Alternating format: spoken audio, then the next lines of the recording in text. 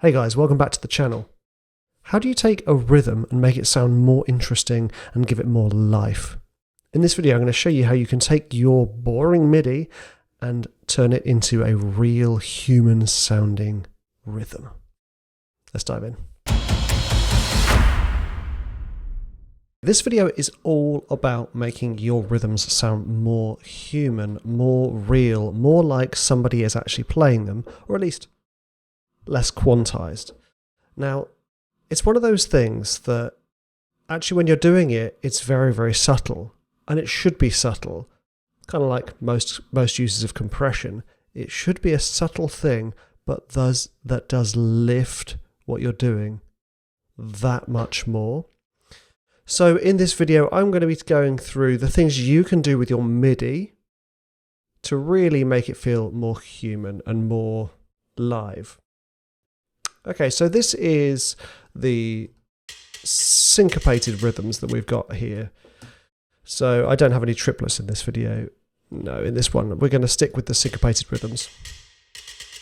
So if you remember in the previous video, I just took the rhythms that we had previously written, the simple rhythms using quarter note, 8th note, 16th notes, and I just removed some of the notes on the downbeat or on the prominent beat to make sure that there were notes on the off beat, which is syncopation, and that's how you use, rhythm to drive your track, create more interesting rhythms.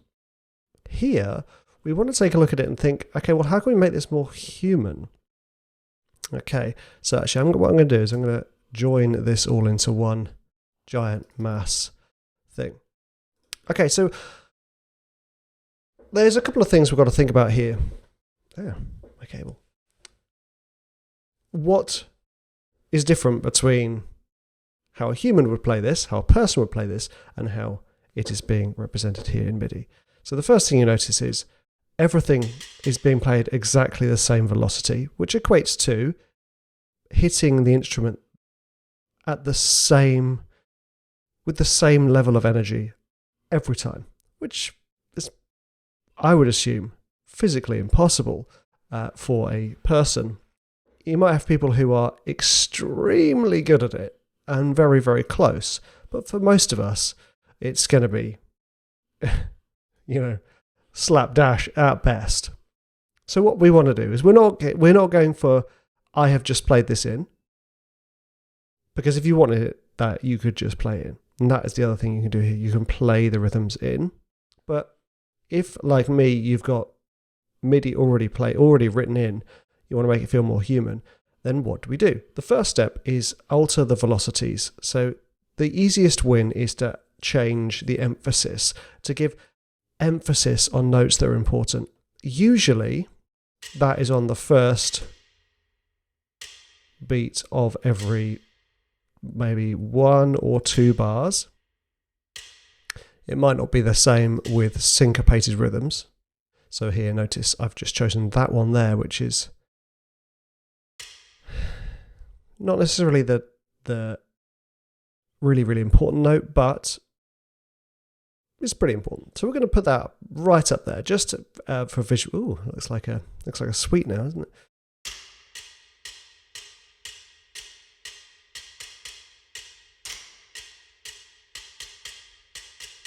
I just noticed what I've done. I've selected everything in the wrong because this is actually starting. There we go. Brain, wake up. So let's just do these first ones again. Let's ramp these up. And you can hear the difference already. You know what? This isn't the syncopated one, is it? This is the syncopated one. Yeah. There we go. My morning coffee has obviously not kicked in yet. I don't want to open up the score. Dam, dam. Bum, ba, ba, bum. Bum. Right. And also the other thing is, this is one of those really unsexy things that we do as producers, when it's like, oh yeah, I make music. And then you cut to this. Click, click, click, click. It's really like, this isn't doing it for me.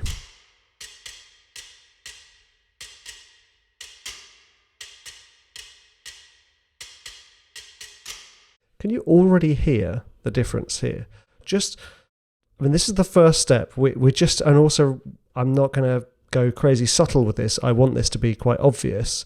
So let's just pick out a few notes. Now, picking out the downbeat of the 1 or 2 bars, let's hear it on with every 1 or 2, with every 1 bar now, and see how different that feels. Oh, I'm really finding it really hard to see. 10, 12, 14. And then what we're going to do is we're going to talk about other ways you can introduce this.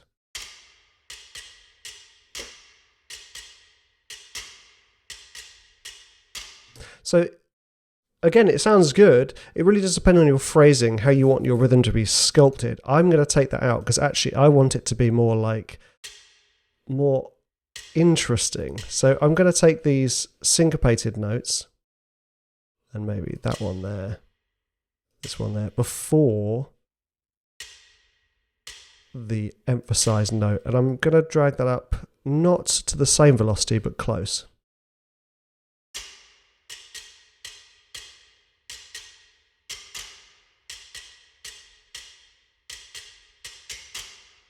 Okay, that's my choice. Now, this is one of the things you have to do as the composer. This is where I can't teach you exactly how you're going to phrase your rhythms. You have to decide that. And the easiest way to do that is just to sit for a second and just think, dun, dun, dun, dun, dun, dun, dun, dun, dun, dun, how you want it to be phrased, where the emphasis you want is.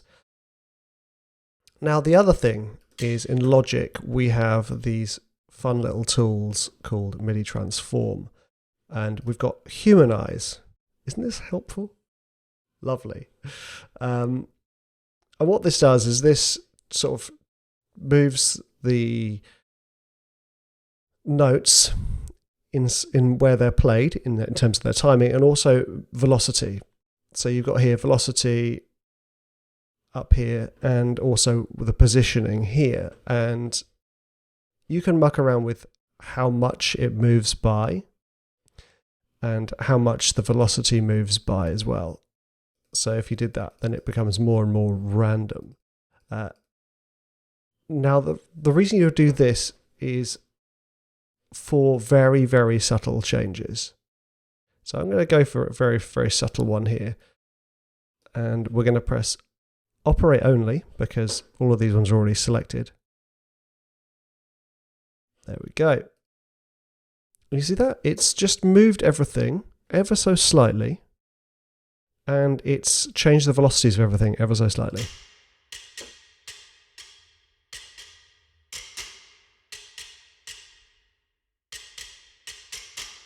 Now, the only issue I have with that is that you lose control over the emphasis to some degree. So you often have to go back. See, I don't like how this one isn't that emphasized. So you do have to go back. I'm going to drop the emphasis there. You do have to go back in and change a couple of things. That's velocity. Now, with regard to timing, you can move these things ever so slightly yourself. It is quite time consuming, and I would tend to do that. I always forget which key command it is. No, come on. Oh, never mind. I'm just going to move it ever so slightly. You can just move it ever so slightly like that yourself. And that's good for things like rakes or glissandi or chords, block chords. When it comes to rhythms like this, it can be quite time consuming. So I would rely on humanizing or playing it in myself. That's the first step, velocity and adjusting timing. We can do the same over here with our 16-note rhythms. Okay, so we're going to do the same thing. Click on the first beat of each bar. See, because of the speed of this one, I am going to go on the first beat rather than first beat of every bar rather than every other bar. And I'm going to leave that little bit there. If you can hear the roadworks going on in the background, I apologise, but still got to do my work, ain't I?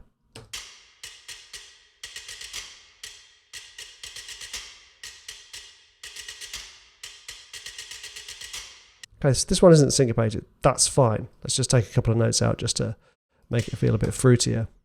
Bam, bam, ba, ba, da, da, da. I'm alternating between the first and third notes just to make it feel a little bit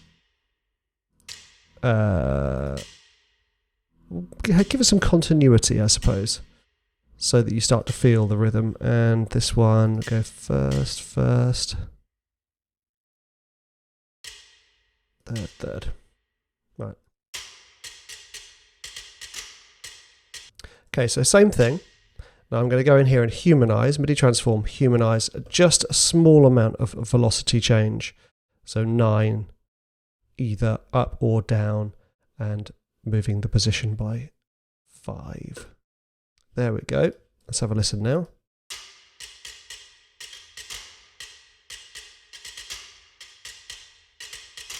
You hear that? It already sounds better. It already sounds less machine-like, which is perfect. What do we do now? We've gone for the velocity. We've gone for moving the timing of the rhythms. And you can, of course, do a kind of an old trick depending on what style of rhythm you're playing. Some drummers play a little fast, a little ahead of the beat. Some drummers play a little behind, and that's entirely up to you. It gives a different flavour, a different feel. The behind one feels like when the drummer always plays behind the beat, it feels like it's holding down.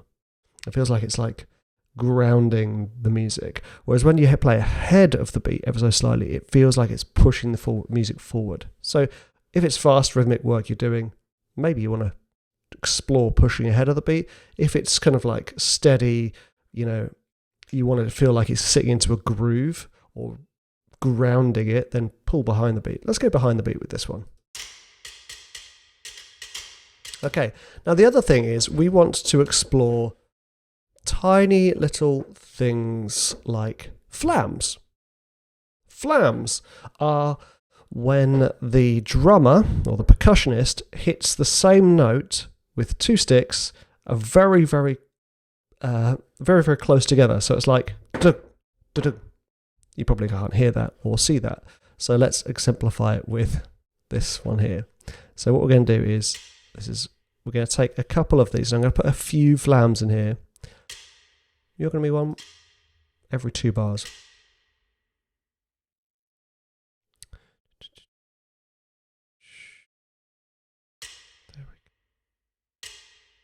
Again, we're back to that really fun bit where you see me just clicking. We're going to move this to taste. And the other thing with flams, you don't want them to be like hugely loud. The first note, that's kind of like this little hidden note. You don't want it to be hugely loud.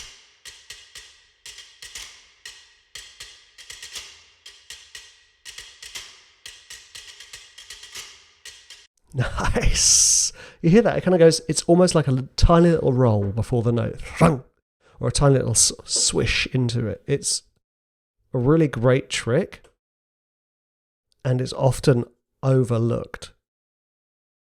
Okay, so let's have a listen to that in our other rhythm, where we take, what I'm going to do with this one is I'm going to take these first notes, all these little cheeky numbers, and the flam is, generally I would put the flam before the emphasised notes. Let's hear it, have a listen. We can afford to be a bit more aggressive with that. Too aggressive. Nice. Let's have a listen. We're going to miss that first one because they're both off the beat.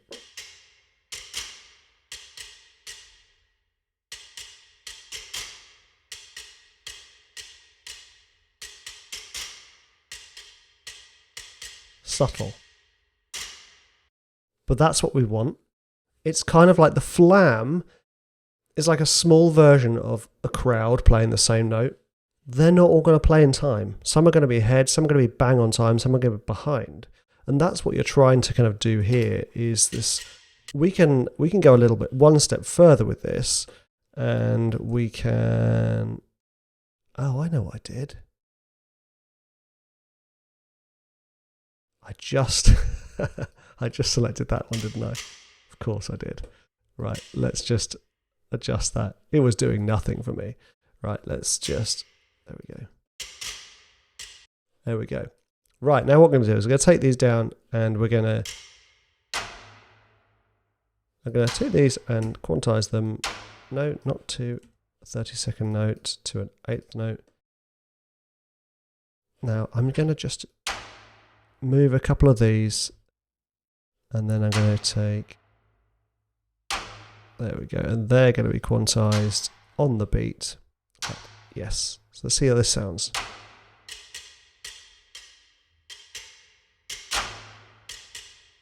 Nice, can you hear that?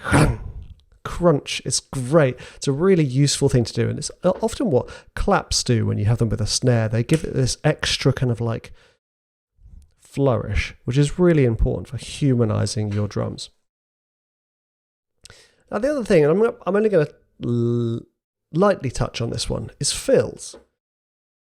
And I'm not talking about men called Phil. I'm talking about drum fills or percussion fills or things of interest.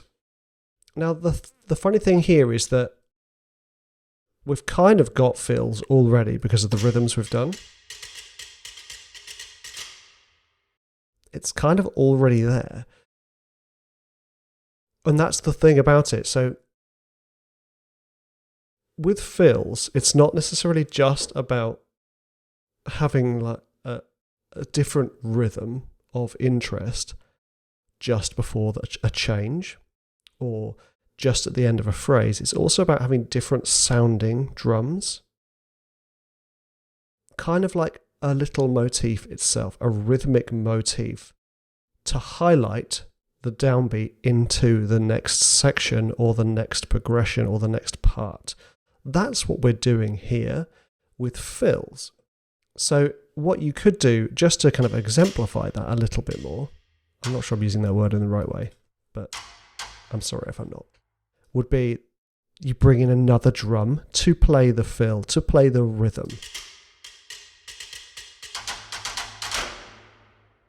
Okay, did you hear that? I didn't create any new rhythms because actually the rhythm we had kind of has the feel of a fill anyway. I just brought in another layer to make it feel more interesting, to give it that emphasis. And that's what you can do. A lot of pop producers do this great one where they use a different sounding snare on a break or on a stop down, where it's like you've got this kind of like tinny, well, kind of like sticky snare throughout the track, but then in the break or the stop down, they have this more brutal sounding snare or this like rounder, warmer snare, or vice versa. Just changing the sound for the fill does a lot of the heavy lifting for you. And I'm a big fan of being economical with your writing. You don't have to write anything more here. Why? I mean, I've got a nice rhythm I like there. Just do the work by passing that rhythm around to another drum. I'm just thinking, have I missed anything out? Velocity, which is how loud the player is playing with emphasis and things. Timing is how on the beat the player is. Interesting bits like flams and fills. The last part, which I'm not going to do here. Well, I suppose I could do actually. Have I got my mic set up? Let me see. The last part is recording your own elements. Create. Oh, okay, it's recording through this mic. So let's just do it, shall we? And then we can analyze my timing. Now, the other thing here, and this applies to not just rhythms but to everything you produce. Try and incorporate something live into everything you do, because it will give your track something authentic, something that is uniquely your track. No one else has got that sample library or those sounds because they are you playing them. And I know what you're thinking. Well, I'm not very good and my timing's awful and I can't play any instruments. So what? Just bang a pen. It doesn't have to be snazzy. It doesn't have to be anything like crazy. So, for instance, if you've watched any of my lo-fi videos, I'm often, like, from one of my favourite percussions is scrunching a plastic bag. Because it does what that flam does. It kind of brings the emphasis into the snare.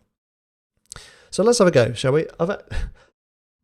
I didn't come prepared for this. This just happens to be, I was in the woods with my family and I found these particularly cool sounding sticks. So, all the kids. So that one. Yeah, what's that one? Let's try it. Here we go. Here comes my timing. Do-do-do-do.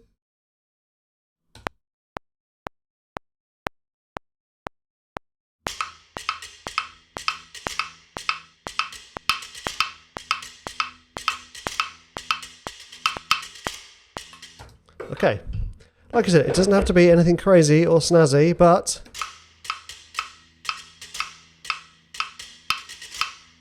okay, so you can hear I'm very behind.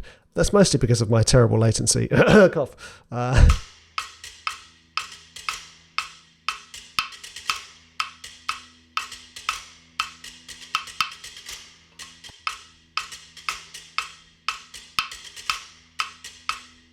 It's just a loop. I can make some variations of it later, but that has made my track different from anybody else's because no one else has got these sticks. Well, I don't think so anyway. They might have sticks themselves, but that is, I think, the magic. And that's what I've often done with my trailer music, is I've layered things. So even when I'm writing neoclassical string stuff, I will almost always have a live player of some kind on there. It might just be me grabbing my violin up there and going, bloop, you know, doing a little pizzicato, cheeky pizzicato here and there, but doing that tricks the listener into thinking, well, this must be live. It must be live. Listen to it. The timing's awful. Okay, the timing's actually pretty good. For me. There we go. That is how you humanize your rhythms. Hope you enjoyed it, and I'll see you in the next one.